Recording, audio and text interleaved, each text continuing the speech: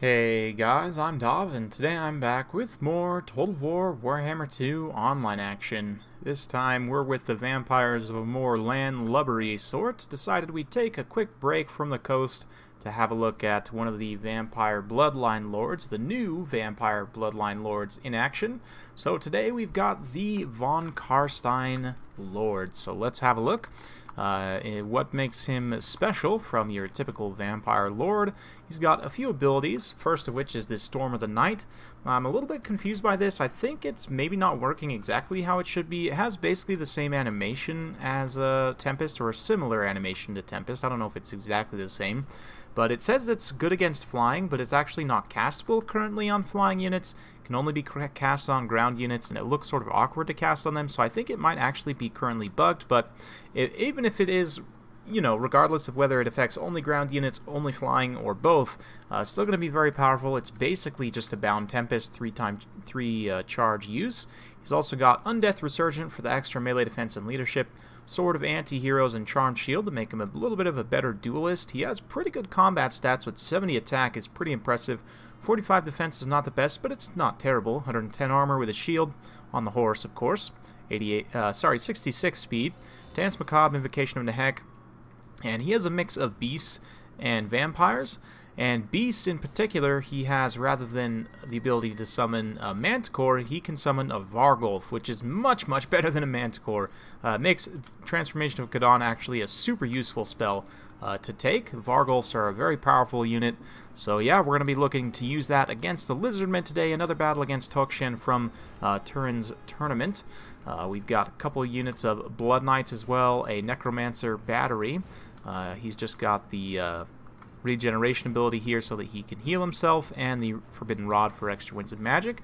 Got a front line of zombies mixed with skeleton spears, a single banshee, simply because the Lizardmen sometimes, if they don't bring the right units, aren't great against ethereal units. We've also got a Claw of Nagash, Corpse Cart with the Unholy Lodestone, the Sternsmen.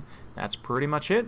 For Sakarma's Lizardmen, we've got a couple units of Pterodon Riders flying in from the flanks. Definitely going to be going straight after that Mortis engine. Sorry, did I say Sakarma? I meant Tokshin. I just played a couple games with Sakarma, so sorry about that. Got some Saurus Spears in here, Feral Bastiladon, Rev Crystal, as well as a King Priest Lord of Heaven. So lots of heavy dinos here with Krokar up on a cold one, looks like. Or that might actually be a horned one, I'm not sure. But yeah, we've got lots of Saurus Spears, which are actually not terrible against the vampires. I'm not the biggest fan of Saurus Spears in general. This is one matchup where they can potentially do well. My biggest issue is just their lack of melee attack, and the fact that their weapon strength really isn't that good compared to regular Saurus. But you can see Tokshin here doing very nicely, skirmishing down my Claw of Nagash as it moves forward. The rest of the army going to be pushing up. And the Von CARSTEIN riding right amidst the Blood Knights here. He's not a Blood Dragon, but, you know, he kind of fits in with them a little bit there. Going to be, looks like, putting Dance Macabre, nope, Invocation of Nehek on that Claw of Nagash there. Meanwhile, here comes this ability, and you can see it basically has like a recolored Tempest. It looks, at least that's what it looks like. It might be slightly different, but it is actually doing damage to all these units on the ground here and slowing them down. Didn't do a whole lot of damage. I don't think it does quite as much as Tempest, but of course doesn't cost any winds of magic. Completely free. We'll go ahead and toss that upgraded Invocation. And suddenly we've got, you know, zombies with 36 melee attack between all of the different buffs they're getting. And these guys are actually going to be putting some pretty good damage on the Saurus Spears. You know, the Saurus Spears right in the, you know, 30s with their stats as well. So the zombies juiced up with the Undeath Resurgent and the Dance Macabre going to be just cutting through these Saurus here pretty efficiently. Meanwhile, Blood Knights pouncing on any dinos that kind of punch through the line and isolating them in the back. You can see this Feral Bastiladon taking a ton of damage here. The Von CARSTEIN Lord also with the Sword of Anti-Heroes fighting directly in that pocket as well. We summoned up a Vargulf in the back line. He was putting a beating on that Skink Priest. Now he's gotten a little bit distracted rear charging the units here, but I mean, rear charging with a unit that causes terror, has armor piercing damage, and of course with the regeneration, the Vargulf will counteract the unbinding of being a summoned unit. Looks like Krokar is going to charge him from behind, but the Vargulf not too worried about that. Going to be going after the Rev Crystal here. The Banshee's also in the back line. You can see she's kind of stuck to Krokar fighting here. Krokar could disengage and he uses the Hand of the Gods. He could potentially Hand of the Gods. He could potentially one-shot this Banshee here, but as it is, she's getting some really good damage done there. You know, attacking in the back, not subject to the melee defense of Krokar. You can see the Feral Bastildon been dragged down by the Blood Knights, and despite the fact that we're fighting on top of Saurus Spears, again, just all the healing and the buffs means that these zombies are going to be trading way above their weight class. Just perpetually being healed here and not going down to the Saurus Spears. Another cast of that effect there. I'm going to have to remember Storm of the Night.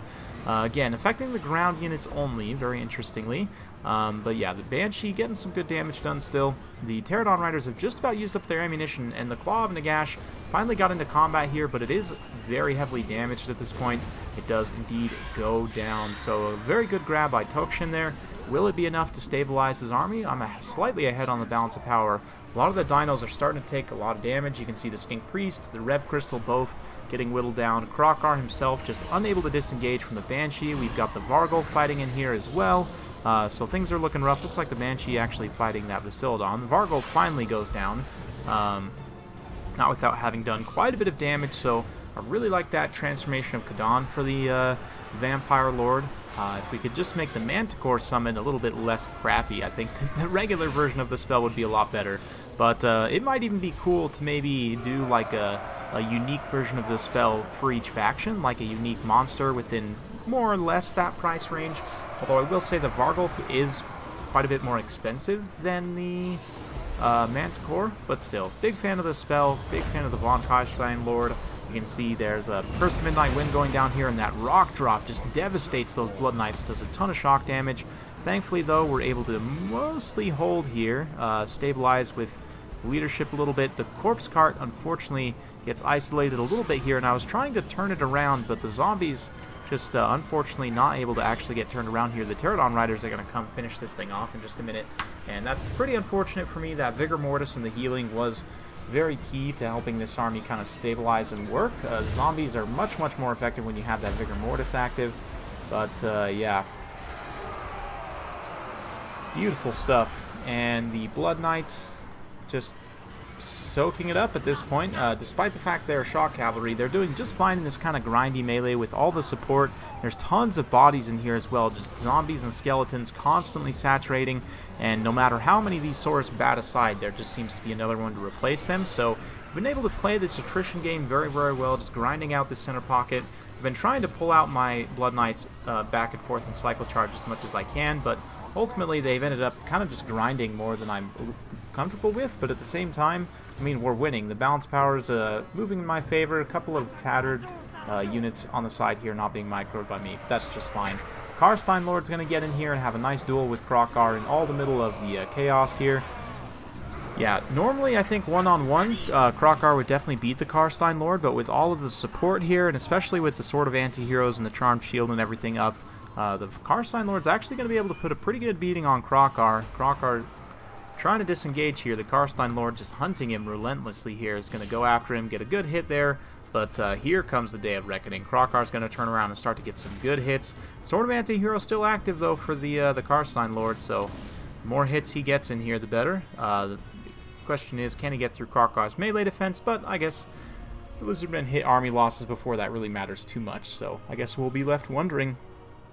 Very fun battle, well played to Tokshin. Hope you guys enjoyed watching that one. A quick break from the pirates, just to have a look at the Bloodline Lords. And, you know, I was a little bit skeptical about having the Bloodline Lords in multiplayer. It does give the Vampire Counts, which were already one of the best factions in the game, access to a whole bunch of new lords and new tools that you have to plan around. And, yeah, whether or not that's balanced, I definitely don't think it is. That being said, the Bloodline Lords are super cool, and especially some of the unique stuff like the Vargolf summon for the Von CARSTEIN Lord, I think is a really kind of fun niche ability there, and hopefully they get that Tempest-like ability sorted out. It seems like from the tooltip and from the animation it's supposed to be like Tempest, but it's actually currently castable on ground units. That might change before release, potentially, but yeah. Build ended up working out pretty well. You can see the zombies were able to trade very cost effectively in the center, despite the fact they didn't actually get that many kills. You know, when they have the the buffs active and the healing and everything. They just take so long to cut through, and any damage that they get done is more or less for free. You can see the Saurus got a lot of damage done in terms of kills, but at the end of the day just weren't able to cut through all this chaff before the elite units got the work done. You can see the Blood Knights both getting some XP chevrons. Von CARSTEIN Lord also got some good damage done, so very fun battle. Hope you guys enjoyed watching. If you do like this sort of content, be sure to like, subscribe, hit that bell notification button so every time I upload a new video, you'll be notified. Thanks again for watching. We'll see you next time.